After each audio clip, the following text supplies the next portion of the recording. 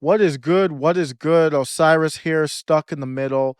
We have a big day. I'm recording this just after 1 a.m. on the East Coast. Big day out there. And I'm not talking about the Browns victory Monday, which is very important. On the way to the Super Bowl, locking up that wild card spot. No, I'm not talking about my Cleveland Browns. I'm talking about in Pennsylvania, actually.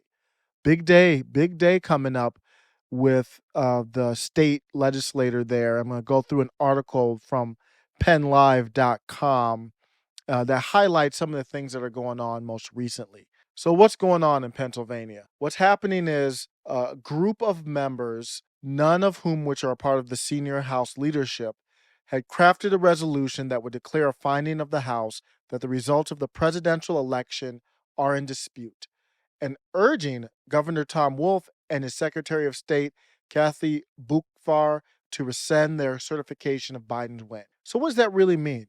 Pennsylvania already certified their votes on November 24th.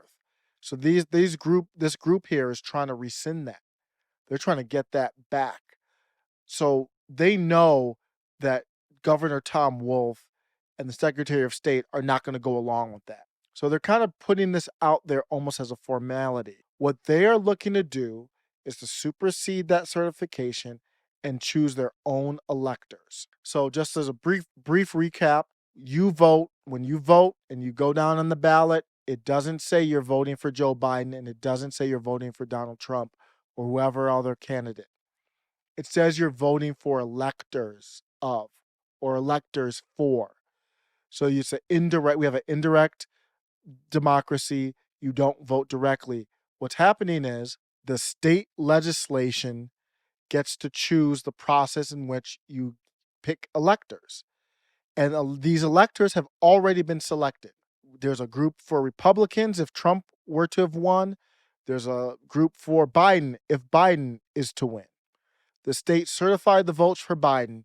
So they're going to go through the process of picking these electors who will go and actually make the formal vote for Biden. All of them are pledged to do so.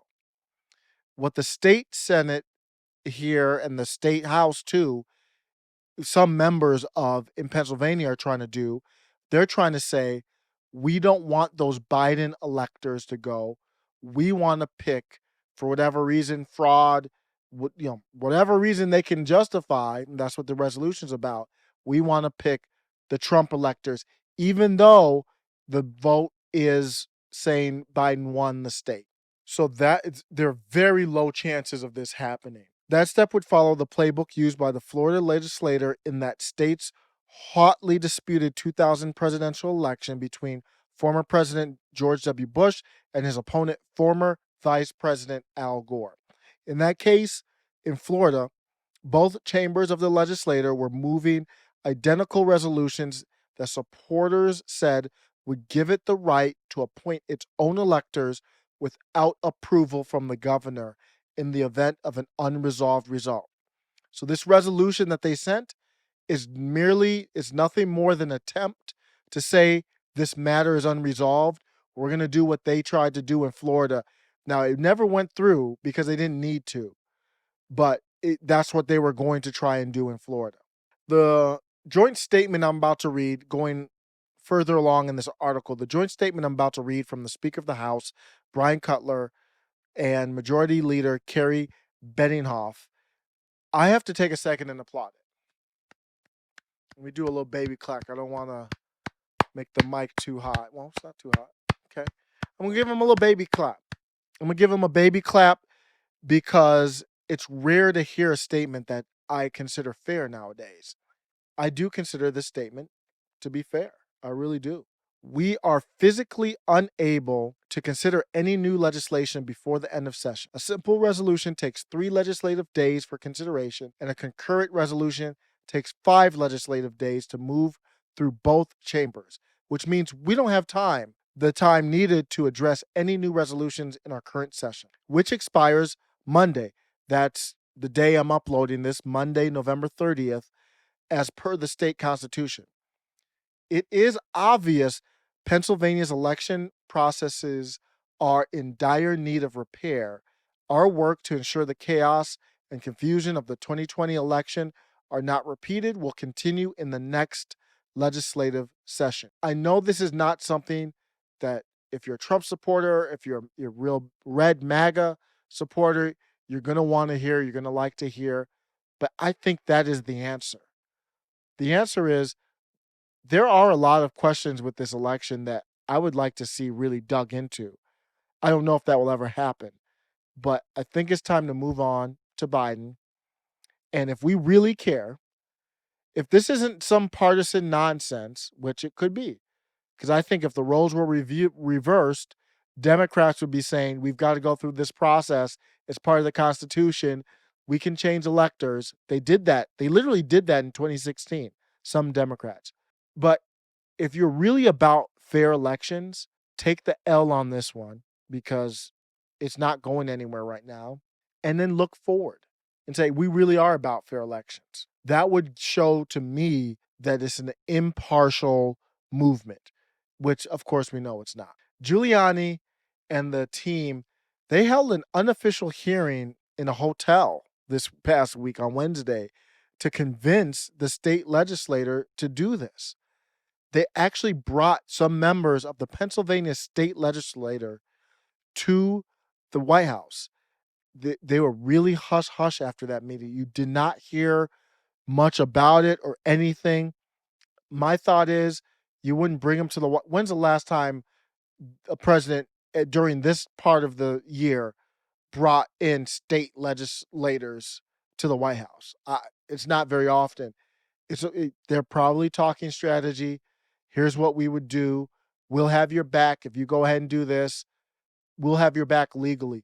Do whatever you need to do to get the votes to get the electors chosen, even if Governor Wolf chooses his own. So you have yours, he has theirs, and we'll fight it out for you. Something like that is probably what was discussed in that meeting. Trump is attacking the courts as well, but most recently, he had a case dismissed. And this was the one that I thought was the most interesting in there because the case was asserting that the state's mail-in ballot provisions enacted in 2019 violate provisions of the state constitution. So they're saying that the Republican House and Senate who passed this legislation, they made laws that violated the Constitution. And they took that to the Pennsylvania Supreme Court. The justices in a 5-2 decision ruled the challenge should have been brought before the state ran primary and general elections with the new procedure.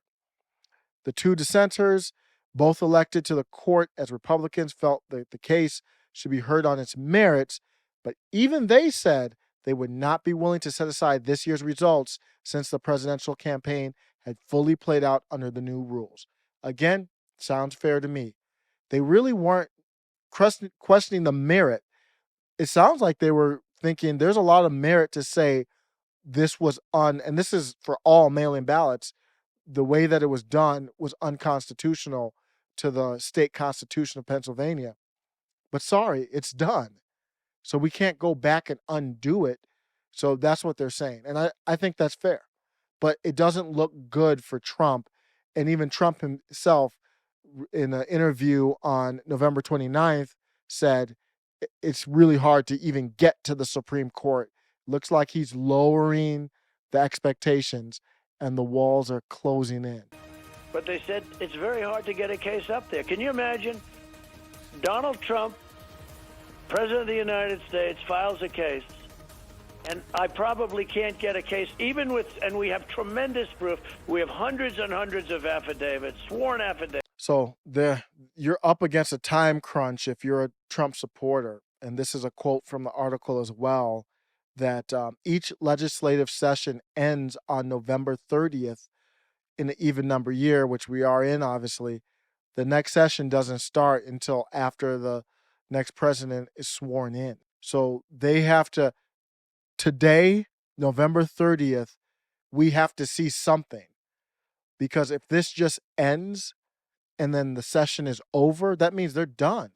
So I'm sure there's always a reason you can bring people back, or I'm not an expert in the procedures of Congress, much less a state body. But it it just the chances keep getting lower and lower and lower. But I do have to acknowledge, I said I would not. I was hoping I would not have to do another video on Donald Trump, at least until after the election, after Biden took over. But he's still alive. So he needs to flip three or convince three states. If he loses Pennsylvania, he's still working on Nevada, Arizona, Georgia. So until he's gone and done in all of them, he's still alive and kicking. If by some magical reason he is able to turn this around, that's why I want him to concede, because I care about the country more than him. Because if there's a reason for this to flip over and change, I know it's not Trump's fault that the media is saying Joe Biden is the president elect when that is factually inaccurate at this time. But that's what everyone thinks. And if that's going to be overturned, watch out. That's going to make the civil unrest that we saw this summer look like a picnic. Don't don't hope for that scenario. Well, we'll see what happens. I'm going to do a follow-up video on Monday with the news, whatever news comes out. Check out for that, subscribe, like. I'll see you on the next one. Take care.